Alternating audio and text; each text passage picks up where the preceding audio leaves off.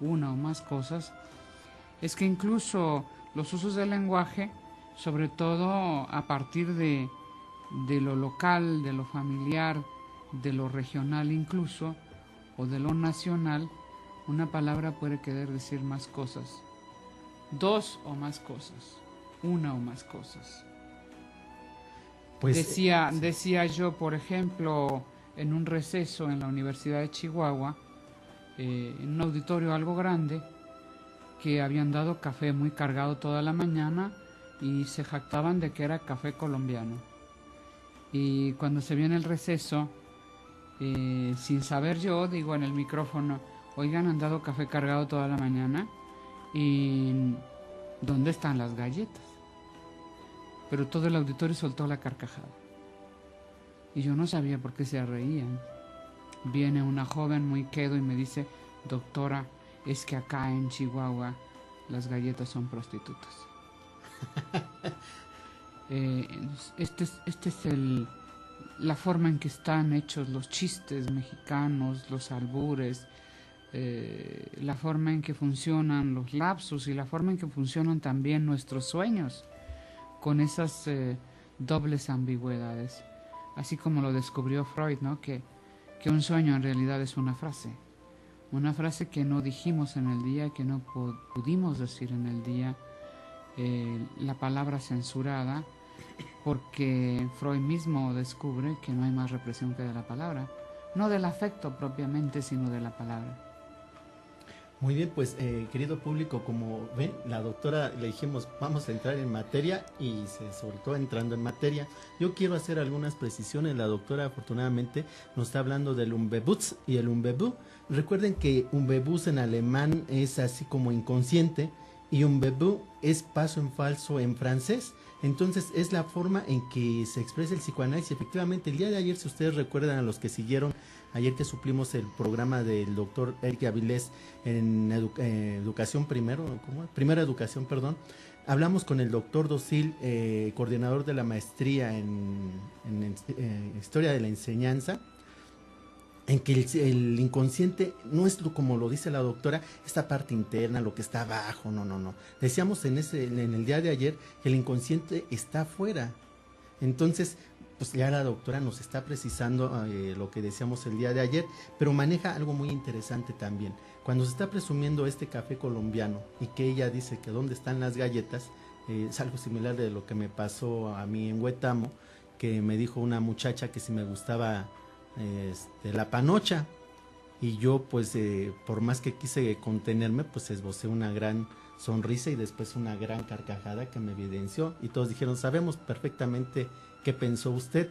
Efectivamente, los que me están escuchando, pues varios tenemos otro significante al respecto, pero ya que nos introdujo la doctora en esto, vean cómo a veces la palabra nos puede denunciar, que ese es el inconsciente, y recordamos una obra muy importante de 1901 que es Psicopatología de la vida cotidiana, que es donde Freud se percata cuando le van a cobrar y le cobran de más y deja caer una moneda.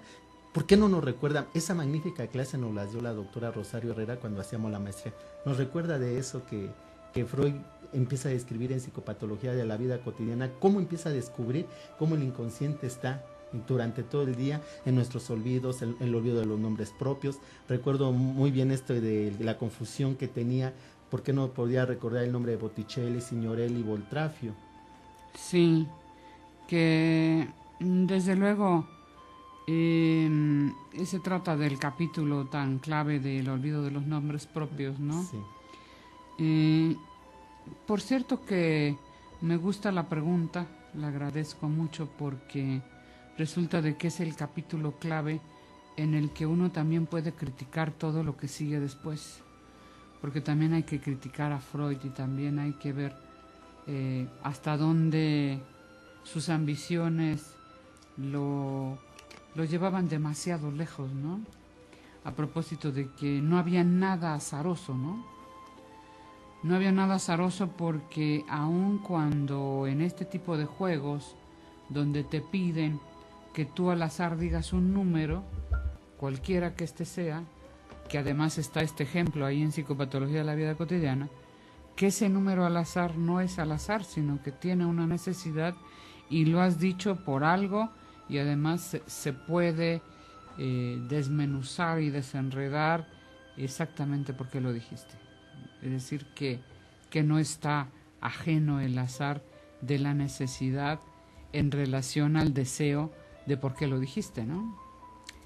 Y que este capítulo del olvido de los nombres propios permite delucidar y permite también introducir una crítica que el propio Freud da pie para ello, ¿no?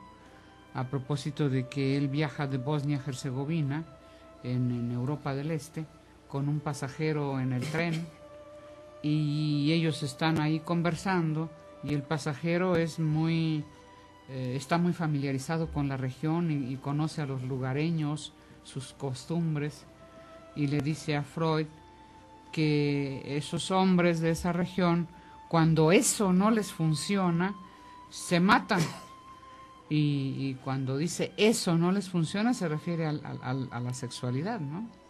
Se entiende que llegan a una edad en que la impotencia les es insuperable, y Freud al mismo tiempo reflexiona mucho en este capítulo porque ha olvidado, a propósito de citarle asociando con este hombre un tema sobre la muerte, que son los frescos de la Catedral de Orvieto de Signorelli, y jamás recuerda el nombre de Signorelli, dice Boltraffio, Botticelli, y se pone a asociar y asociar y asociar porque ha olvidado el nombre de Botticelli, justo olvidado el nombre de Signorelli, y Freud llega a la conclusión de que ha olvidado el nombre de Signorelli porque los frescos de la Catedral de Orvieto tienen un tema de fin del mundo, un tema escatológico, y que ese tema del fin del mundo va de la mano con la conversación de su pasajero sobre la sexualidad y la muerte.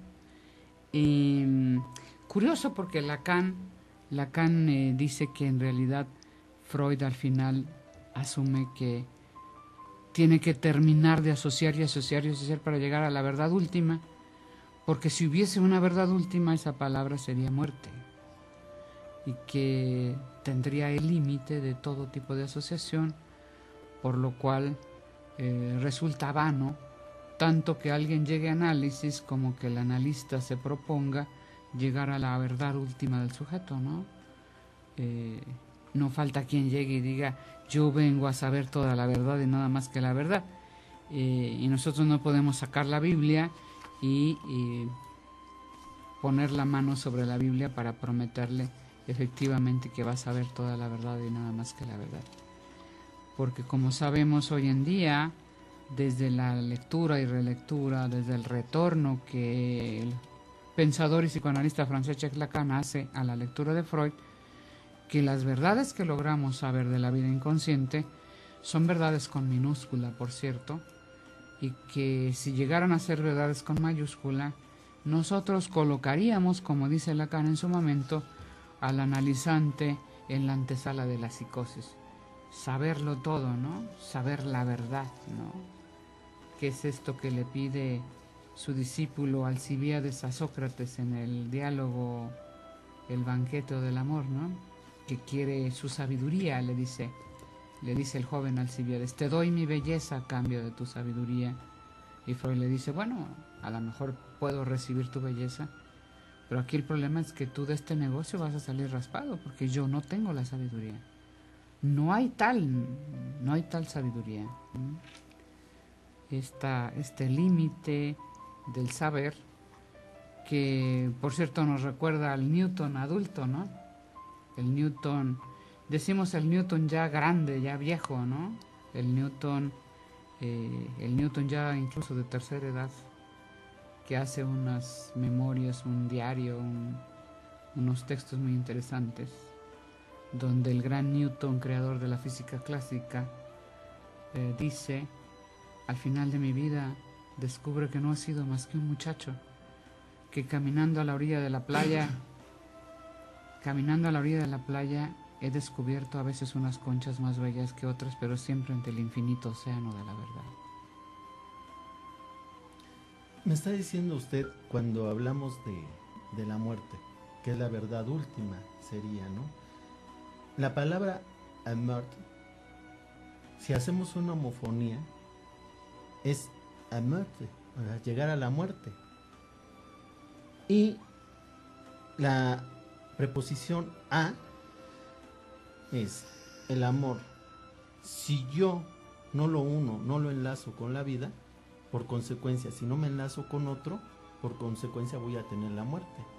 Quiero pensar que se va a análisis para historizarnos nosotros.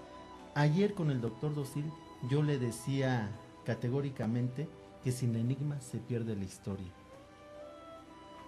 Vamos a la muerte, vamos a lo real. Real. Así es, doctora. Que esta relación a propósito del olvido de los nombres propios lleva a Freud a un punto en el que hay un límite del saber. Ese sería el tema, ¿no? Ese límite del saber tiene que ver con que precisamente si no hubiese límite para el saber, eso sería la muerte, ¿no? Como podría pensarlo o asociarlo justamente con algo que me parece didactiquísimo, que es un trozo de un cuento de Edgar Allan Poe que se llama Las Palabras, en el que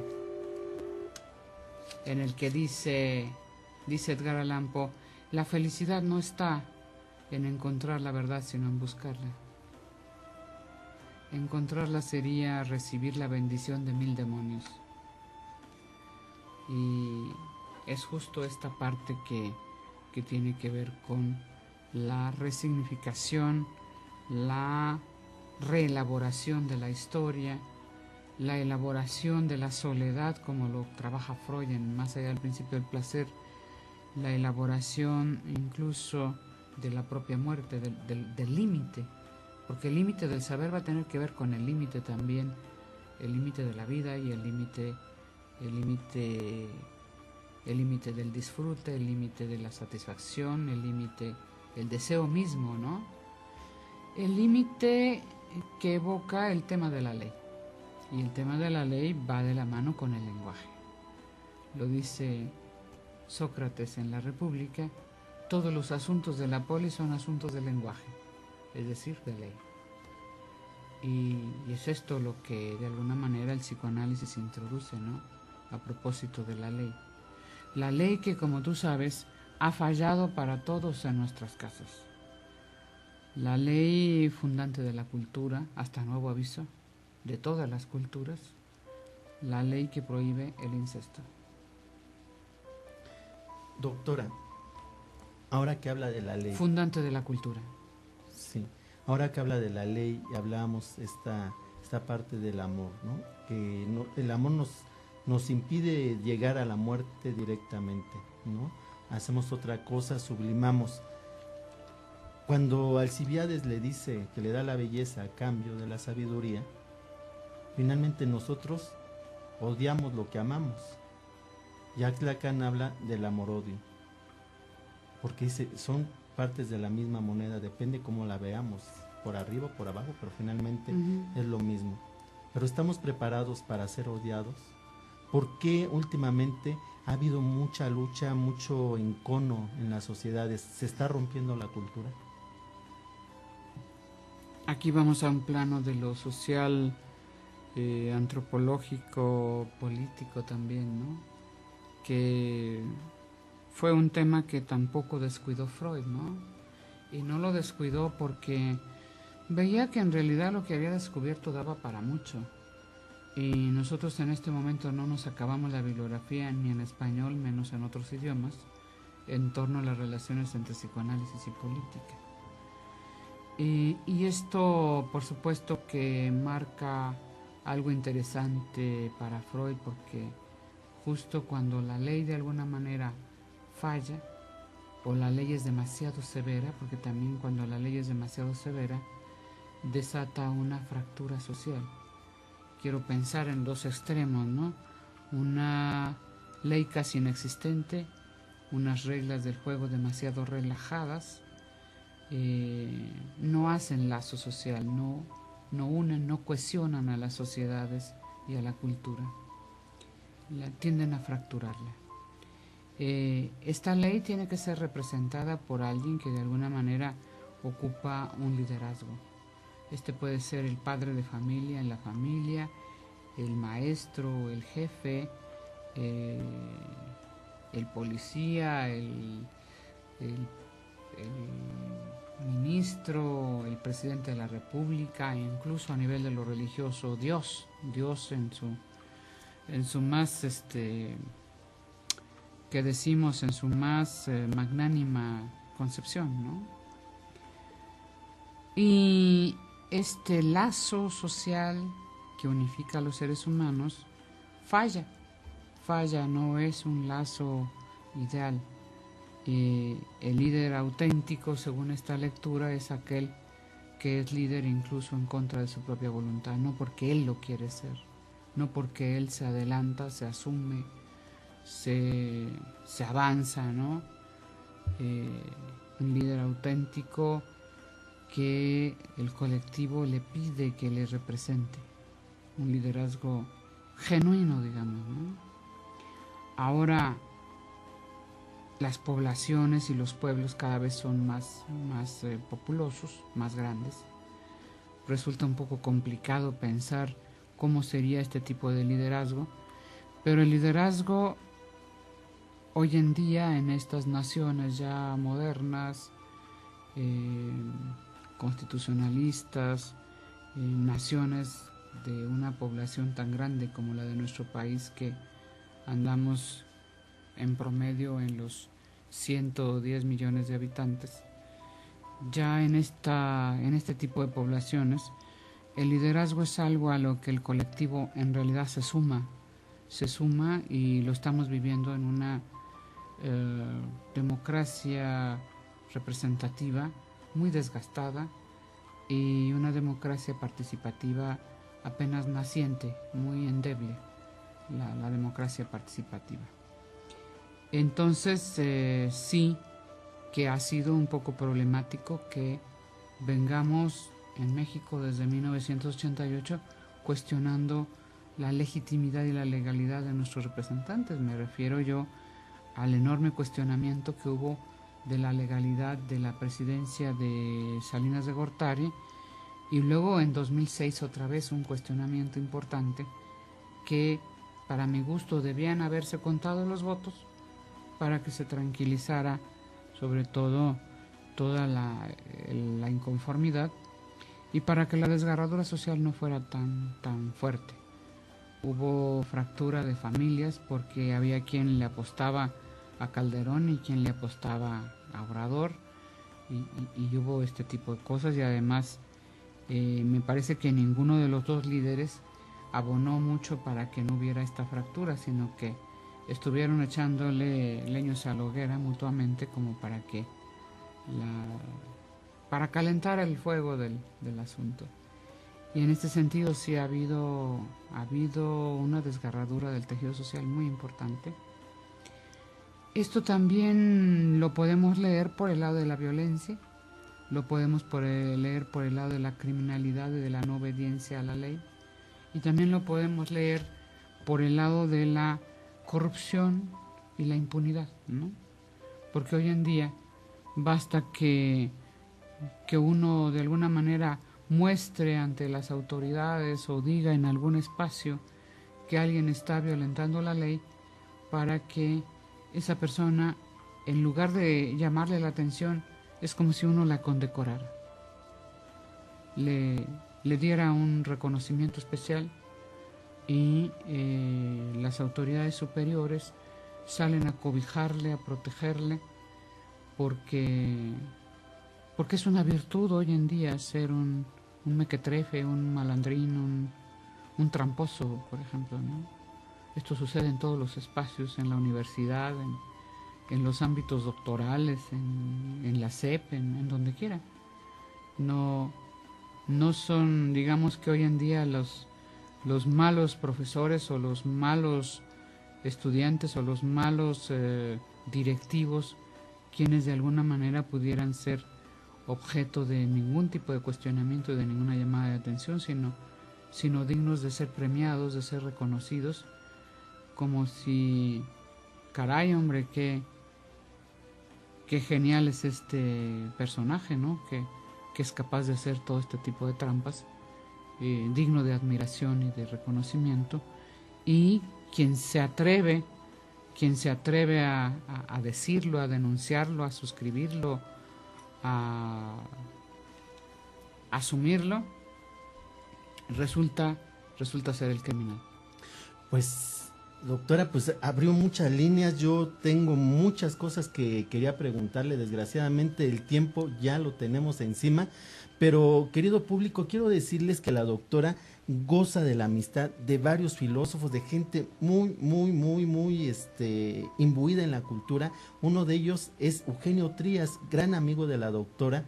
Y bueno, Eugenio Trías hace un libro en el que hace la distinción entre el poder y el dominio, y yo quisiera, doctora, ante los micrófonos, ante el público que le envía saludos, en este caso desde Uruapan, a Fernando, a Gerardo López, que nos da el sitio de Cartasip, que es www.cartasip.org, para que puedan ver la revista de La Nave de los Locos. Y bueno, no me resta más que agradecer.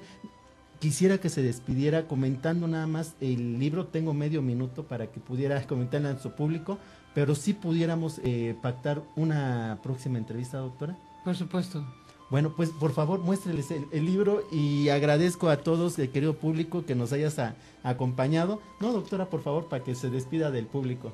¿Qué les muestro? Que se despida y les diga su libro. Bueno, mucho gusto, agradezco muchísimo su atención, y bueno, este es un libro que es todo un riesgo, toda una apuesta. Se trata de Poética del Psicoanálisis, y Poética del Psicoanálisis enteróme recientemente que se le ha subido a Amazon.